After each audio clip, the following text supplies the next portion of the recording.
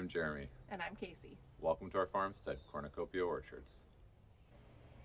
When we purchased our land a year ago, we thought by now we would have the exterior of our home built and be working to finish the interior.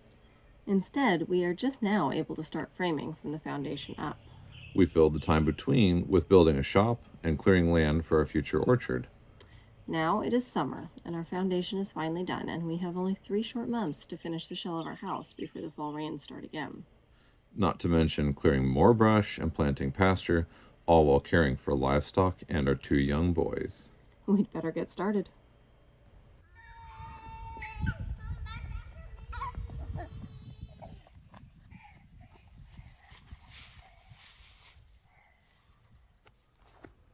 Finally, we're getting started on our house. So we just had our foundation finished about a week ago, and it's been a long haul for us to get here. We bought this place last year at around this time, thinking we'd get started. We thought we'd be started on this actual house build before winter came, so that didn't quite happen. Just everything that could go wrong went wrong, and we are now finally getting started, and that feels so good. Mud Sill is where we're starting with.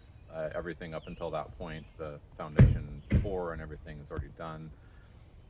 We had hired contractors for all those pieces, and getting the plate on with the seal and everything else is kind of our focus right now. And then once that is done, then we'll move on to starting to put the pony walls up. We have a step down house, so the first floor has a lot of space that needs filled before we can actually even start on the first floor. And there's a bunch of stuff that we can't start just yet for various reasons, but like the septic.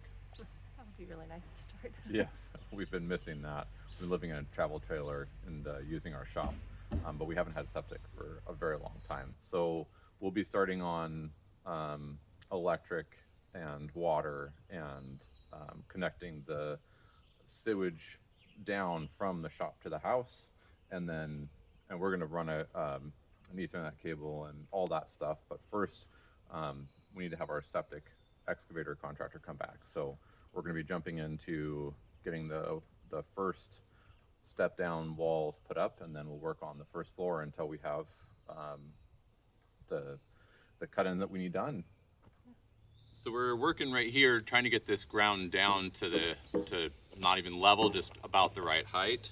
And you can see that where the bolts are, it's really pretty low. I've marked it as low, and you can see some light coming in underneath there. That's a low spot. But additionally to that, the level is indicating all the way along this section of wall that we're going uphill this way. And to our eyeball, probably can't see, but these are the nail marks here and here, these 2 divots. So the contractor used a very precise laser level and marked and snapped a line. And you can actually even still see that on some of these outside walls where I haven't ground down quite as far, the laser line, snap line. So in order to get this wall section to the level, I really need to grind basically from the outside strip here all the way down here until these 2 marks go away. So your standard in the industry appears to be about a 1/2 inch of variance, and you can definitely shim to account for some of that, and you can fill up anywhere between the shims with foam after the fact, in addition to the sill foam. But you want it to be as level as you can be in order to get a good foundation. If we left this as it is, and I came through and I measured, say here, from here to an upper limit, string line or snap line, laser level, whatever, and I extrapolated the remainder of these boards, which is by far the easiest way to do it, you're going to end up with a wall that's going to be like this. So the closer to level you can get it, the better you're going to be when you get to the top plate.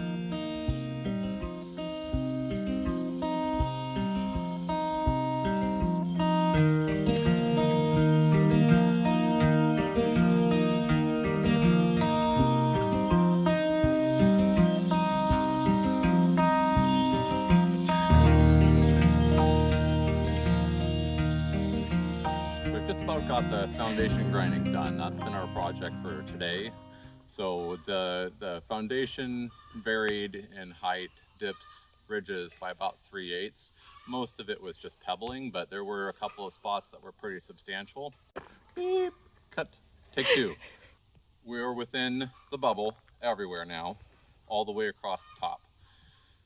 Now, when we put the plates on, we're going to find out whether the foundation contractor did a great job or not great job with getting the foundation stem wall leveled with his laser level and snap lines. And that's going to be where we're going to next.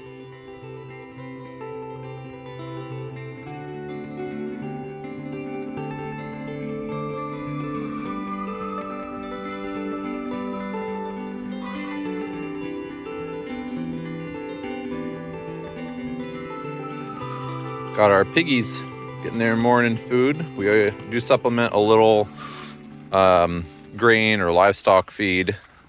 This particular just happened to be on a really good sale at the local feed store. Definitely a sweetened feed. They subsist mostly off of former forest grazing that's being converted into open field. And this particular breed does well on grass as well. I've seen them eat just about every weed and grass and everything else in the field, so they are great foragers. So right behind me here is probably the best swath of grass that we've got on the property, and it was somewhat grassy last year, and all we've had to do to it essentially is to not overgraze it, and it's come up really nice and thick. So I have no doubts that once grass is introduced, and a lot of this has been forest for so long, there's nothing in it, and so seeds haven't been there, so we have to introduce them to really get them to grow. And some of that's going to come off of this. All of this seed heads in here, the pigs aren't going to eat all of that, and they will help seed downhill down that direction.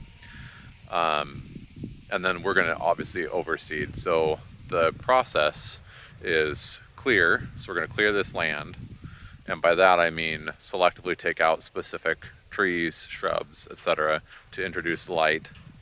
We're leaving the largest specimens of every tree that we have and a variety beyond that.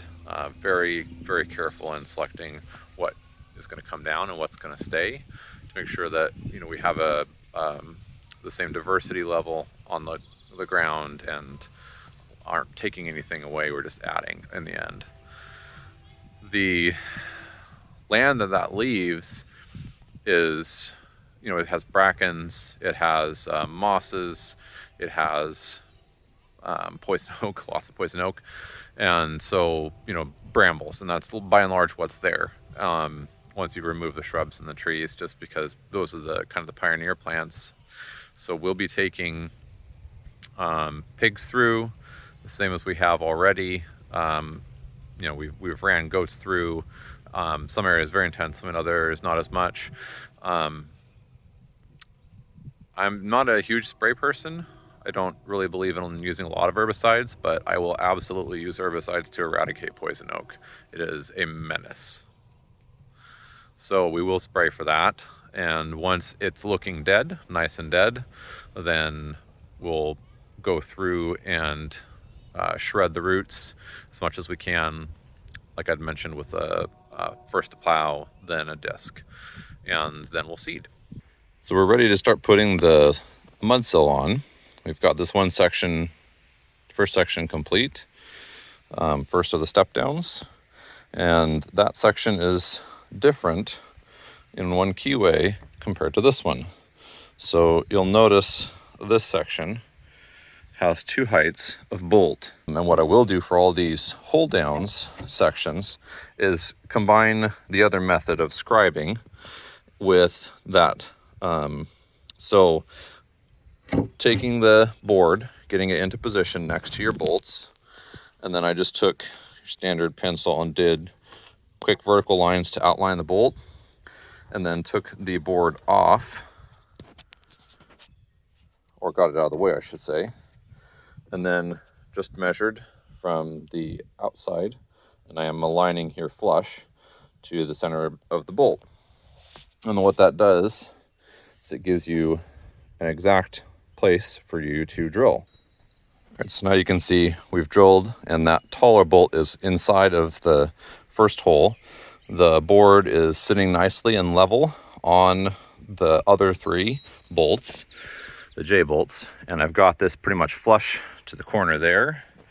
And on this end, I took a level, got it plumbed up with the top there. These walls are not perfectly plumb, so I did use the bubble versus just flat to the wall.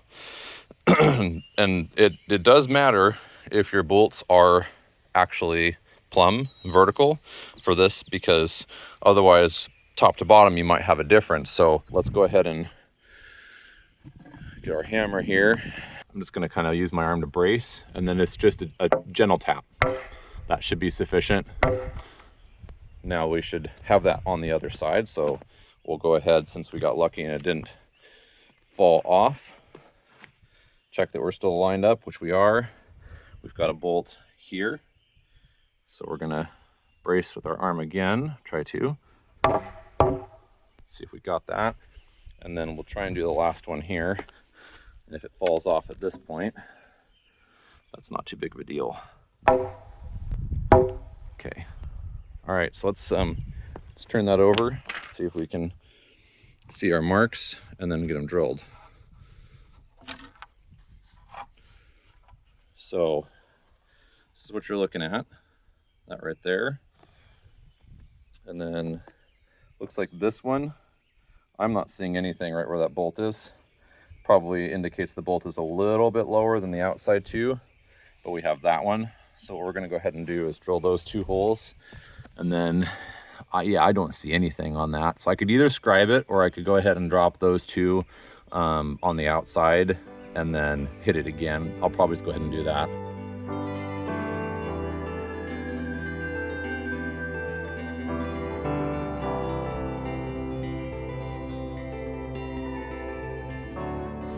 Behind me I have our foundation, and it is progressing quickly. Pretty excited about that. We got all the footings capped with mud sill yesterday, and I have these storyboards on the outside that are, you can see, are a different angle compared to the ones that are in line, and those have laser level mark set up on them. And the way that I did it is I came up to the corner on the outside here and found that corner, this corner, and this whole wall here are all within 1/8 of an inch. So the foundation guy did an okay job from that standpoint. Once the plate was on, anyway, it was within 1/8 of an inch. And so I took that measurement, which is the highest point, and anything that is lower on that top run, which this side over here, this section is a little lower. We'll be able to shim that to get that to the level that we want. And everything else needs to match that height that we set. So I took the delta between the top of the mud sill, the sole plate, and just where I happened to set the laser level, and it was 1 1/4 of an inch. And so then I marked that on those 2 storyboards on the bottom. So now I can string lines. So we're going to run string line, get those last 2 bottom boards that are in the correct orientation up here, and the same place on this other side. And then we should be able to start actually building out our walls. Now that the mud sill is on, we can almost picture the house taking shape above. As the pony walls start going up, the view from the hill will never be the same. It will be the view of our future home. Instead of moving firewood and debris up and down the hill with our tractor, we'll finally be moving lumber to the house site. We have big changes happening in our pasture as well, as we continue to eradicate the poison oak and simultaneously make preparations for the arrival of our piglets. That sounds like a farrowing ordeal. I married you. Thanks so much for joining us. We'll see you next time.